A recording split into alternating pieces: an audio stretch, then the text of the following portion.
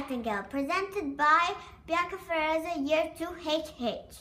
Florence Nightingale was the first nurse.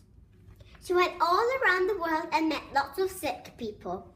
She often liked reading books and stayed up all night. Once, she heard God. He told her she should help sick people. Florence was only 16 when she was told. Although she didn't know what to do, she still helped.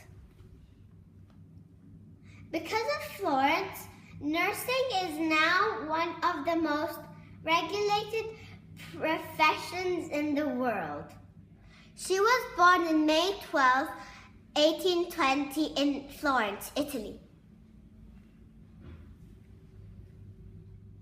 Armies turned to her for help.